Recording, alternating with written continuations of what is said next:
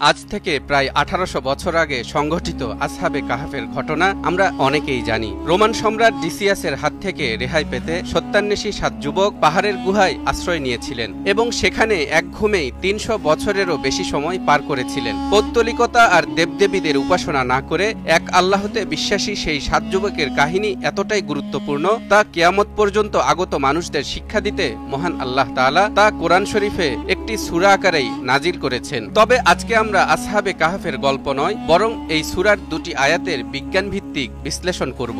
দেখাবো মহান আল্লাহ তাআলা কিভাবে ছোট ছোট শব্দের মধ্যে গভীর অর্থবহ কথা লুকিয়ে রেখেছেন। চলুন শুরু করি।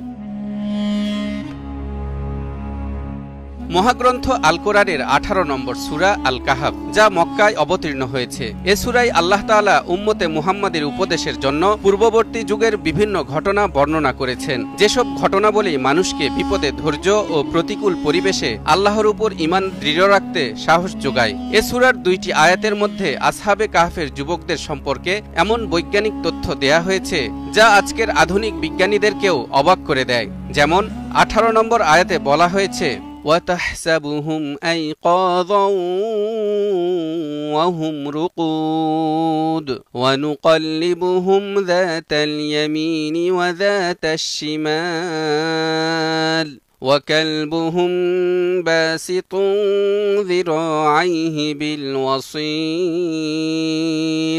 لَوِ اطَّلَعْتَ عَلَيْهِمْ لَوَلَّيْتَ مِنْهُمْ فِرَارًا وَلَمُلِئْتَ মিনহুম রুবা।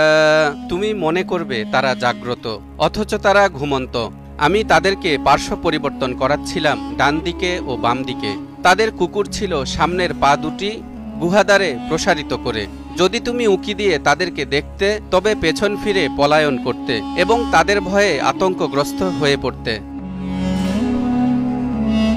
এই আয়াতে মহান আল্লাহ তাআলা গুহাবাসী যুবকদের কথা বলেছেন, যারা গুহার ভেতরে 1 বছর নয়, 2 বছর নয়, 300 বছরেরও বেশি সময় ধরে ঘুমিয়েছিল এবং আল্লাহ তাদেরকে ঘুমের মধ্যেই পার্শ্ব পরিবর্তনের কথা উল্লেখ করেছেন। এখানে ঘুমের মধ্যে এভাবে ডান কাত এবং বাম কাত করে পার্শ্ব পরিবর্তনের প্রয়োজনীয়তা কি? আল্লাহ যেহেতু পবিত্র কোরআনে এমন বিশদভাবে বিষয়টির আলোচনা করেছেন, তাহলে অবশ্যই এর কোনো কারণ থাকবে। কারণ মহাগ্রন্থ আল কোরআনে এমন একটি শব্দও নেই যা বিনা কারণে উল্লেখ করা হয়েছে। তাহলে দর্শক, চলুন দেখি, খুঁজে বের করার চেষ্টা করি কি সেই কারণ। অতি সম্প্রতি বিজ্ঞানীদের গবেষণায় উঠে এসেছে, যদি কোনো ব্যক্তি দীর্ঘ সময় ধরে একই পজিশনে শুয়ে থাকে বা ঘুমিয়ে থাকে, তাহলে মারাত্মক স্বাস্থ্য ঝুঁকির সম্ভাবনা রয়েছে। যেমন রক্ত সঞ্চালন বাধাগ্রস্ত হতে পারে, শরীরের যে পার্শ্বে শুয়ে থাকা হবে তার সংস্পর্শে থাকা অংশে ঘা সৃষ্টি হবে এবং রক্ত জমাট বাঁধবে। দীর্ঘ সময় ধরে একই অবস্থানে শুয়ে থাকার ফলে যে ঘা হয় তাকে প্রেসার সোর বলা হয়। কারণ যখন একজন ব্যক্তি দীর্ঘ সময় ধরে একই অবস্থানে শুয়ে থাকেন, তখন শরীরের এক অংশের উপর ক্রমাগত চাপের ফলে রক্তনালীগুলো সংকোচন এবং আটকে যেতে পারে, যার ফলে রক্ত দ্বারা বাহিত অক্সিজেন এবং অন্যান্য নিউট্রিয়েন্টগুলো ত্বকে পৌঁছাতে ব্যর্থ হয় এবং ত্বক মারা যেতে শুরু করে। সেই সাথে শরীরে ঘা দেখা দেয়। আর যদি এই ঘায়ের চিকিৎসা দ্রুত করা না হয়, তাহলে ত্বকের চর্বি এবং পেশি টিস্যুর স্তরগুলোও মারা যেতে পারে, এমনকি তা জীবনকে মৃত্যুর দিকে নিয়ে যেতে পারে। সেজন্যই চিকিৎসা বিজ্ঞানীরা বলেছেন, ঘুমের মধ্যে প্রতি 15 মিনিট পরপর পার্শ্ব পরিবর্তন স্বাস্থ্যের জন্য ভালো এবং তা শরীরের চাপ কমাতে সহায়তা করে। এ কারণেই চিকিৎসকেরা প্যারালাইসিসে আক্রান্ত রোগীদেরকে অন্যের সাহায্য নিয়ে একটি নির্দিষ্ট সময় বিরতি দিয়ে বারবার এপাশ ওপাশ করানোর পরামর্শ দিয়ে থাকেন। এই সূরার 11 নম্বর আয়াতে আল্লাহ বলেন, فَضَرَبْنَا عَلَى آذَانِهِمْ فِي الْكَهْفِ سِنِينَ عَدَدًا। তখন আমি বহু বছরের জন্য গুহায় তাদের কান বন্ধ করে দিলাম।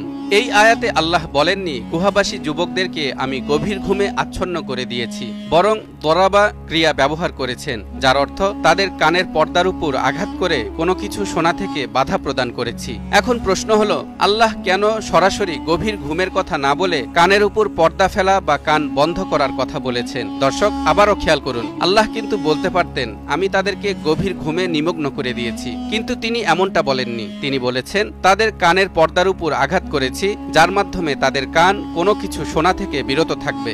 এখানে একটি চমৎকার বৈজ্ঞানিক ব্যাখ্যা রয়েছে। একাধিক গবেষণায় দেখা গেছে ঘুমের সময় কান একটি মাত্র ইন্দ্রিয় যা সচল থাকে।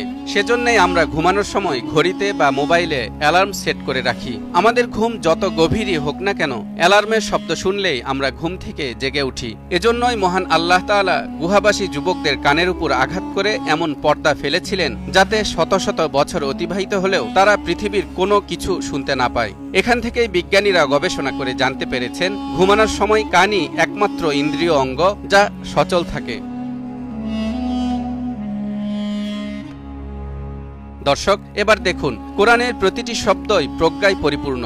কখনো কখনো এটি একটি মাত্র শব্দের মাধ্যমে একটি মহাসত্যের দরজা খুলে দেয় এবং প্রতিটি শব্দের মাধ্যমে প্রমাণ করে এটি আল্লাহর ঐশী বাণী। আমরা যখন কোরআন এবং বিজ্ঞানের এই রহস্যময় সম্পর্ক নিয়ে চিন্তা করি, তখন আমাদের মনের মধ্যে একটি গভীর বিশ্বাস জন্ম নেয়। নিশ্চয়ই মহাগ্রন্থ আল কোরআনের প্রতিটি শব্দের মধ্যে রয়েছে এমন গভীর তাৎপর্য যার কিছু অর্থ আমরা বের করতে পেরেছি আর কিছু এখনো আমাদের জ্ঞানের বাইরেই রয়ে গেছে।